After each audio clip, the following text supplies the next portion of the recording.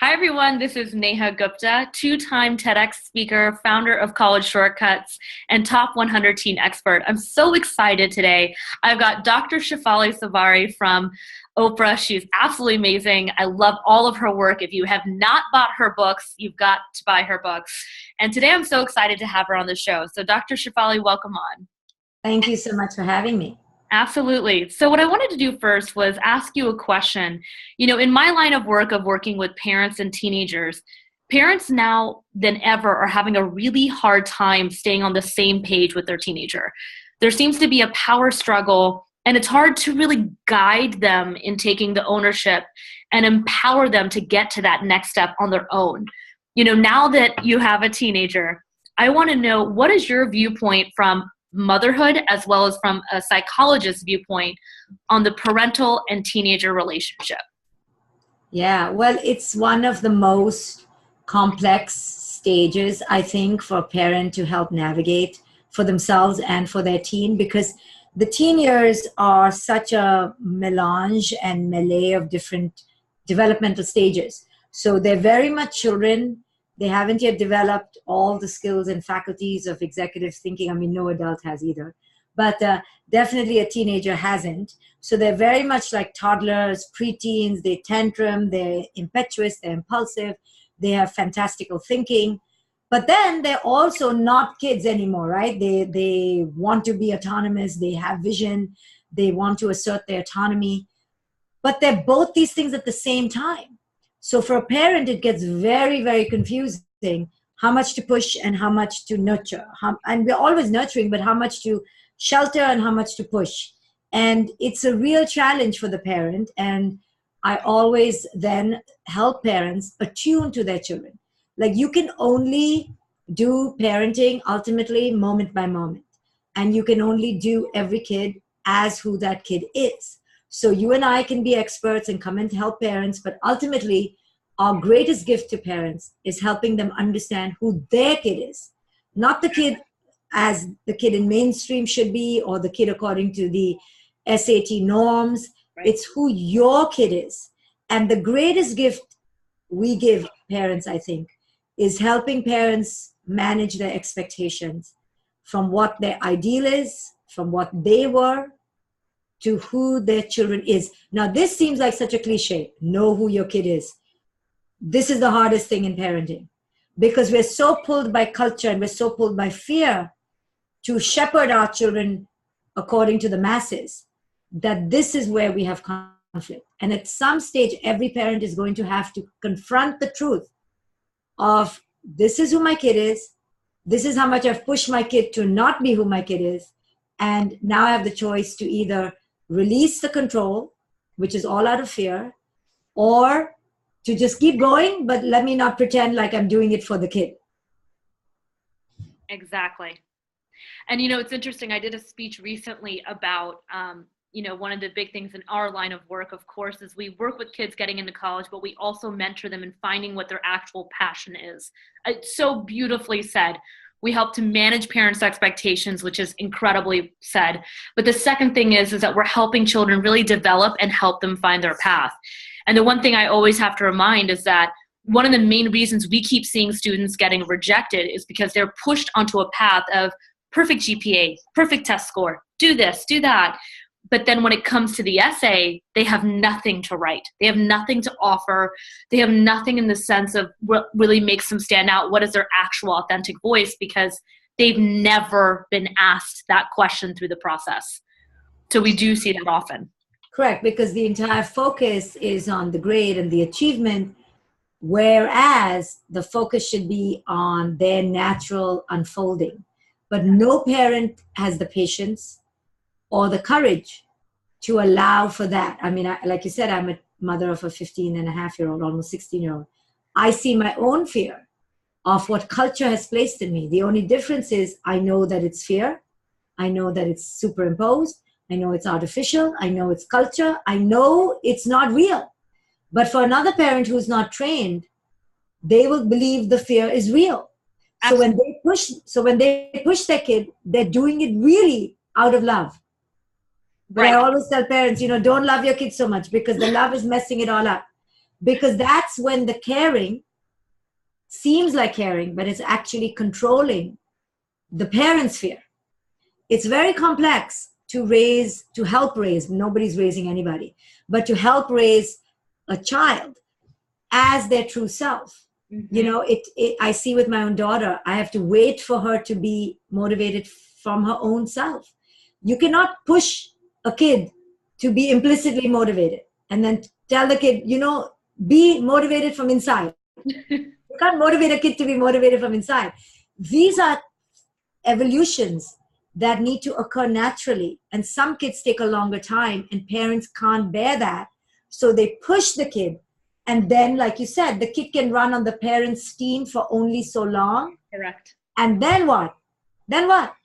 So it'll last. They wake up in their 30s and they quit the medical job that they got, and they come back and they're living on their mom's couch depressed, and they can't figure out where they went wrong. I see it because I know it. I have friends that did this, that shoved through the process, and then at some point that inner voice, it went from a whisper to just a freaking truck in your face. And then the parents are like, oh my God, what did I do? I don't know what I just did here. Right. So the point is not to plow your kid through till they're 30 and then too bad. It's really to slow it down now. Right. So it evolves till they're 30 and then it's ready to come out. See, we're doing it all wrong. We need to allow, but nobody has time to allow. And the culture has driven us crazy and we allow ourselves to go crazy. And so this is why you and I need to do the work we do. Exactly. So let's talk about that. In today's age with social media and so much negativity in the news and the pressure that even girls feel about their bodies, that boys feel about their bodies, all this stuff that's happening with teenagers, do you feel that teenagers need role models and mentors closer to their age? And why is that different than having the parental relationship? I cannot tell you how much I advocate for outsourcing after your kid is 14, 15. So right now I've outsourced my daughter's tutoring, a little bit of coaching to some young man. And I give him tasks to do, like talk to her this way, because the parent at this point needs to back off. So it needs to come from another voice. I suggest to him, he'll do whatever he wants, but it cannot come from us. That's why the work you do is so great, because you can step in where a parent cannot step in. Right. Because it's not the parent's role to step in anymore, because the child needs to evolve from a place of authenticity, but they look at the parent as imposing.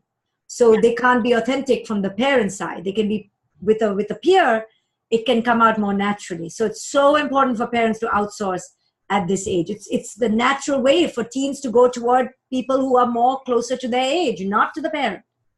Absolutely. When I look back at even cultures when we were tribal, there were so many more other people than just the mom and dad involved in the raising of children. Absolutely. And there was a reason for it, because we burn out at some point. Our influence burns out. Our children have heard it all. They tune us out. They see us as only fear-ridden, which is true, we are. So they don't want to hear us anymore. So instead of pushing ourselves on them, let's bring in fresher faces, different voices, newer people to help influence our children. But that means the parent needs to release, and parents have a hard time releasing their children. I know. I tell parents all the time, the hardest decision in this entire process is saying yes to me. Like, every time I'm talking them through what we do, they ask all the details. They're very detailed as parents. I want to know everything that they're getting. But really at the end, I go, at some point, you have to trust and let go and realize that I can tell you all the things that we're doing, but we can't unfold anything unless you say yes to wanting this. Exactly correct. Absolutely.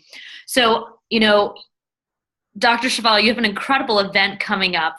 I'd love for you to speak a little bit about Evolve. I've obviously been following your work for a long time. So can you tell us a little bit about your event that's coming up? So I have created an annual summit mainly for parents to come together to understand what it means to live consciously and to release our children to their greatest unfoldment. So it's at the end of October in Long Beach, California. It's 3 days of me mostly on stage with other inspirational parenting experts. And we really dive deep into the dynamics of fear, the dynamics of achievement, motivation, how to really help our children fly without our constant goading.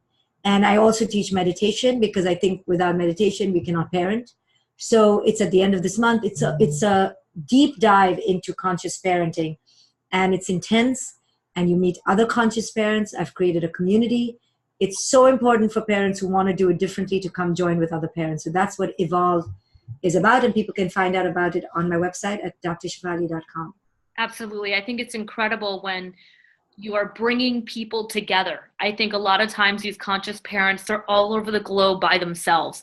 You know, I talk with parents. I asked one client recently, I said, are there more parents like you? And they said, we're the cool ones in our entire group of friends. And I found that they said, look, we're the ones that inspire our friends to, you know, work with their teens a certain way, do this, that, and the other. And I was like, wow.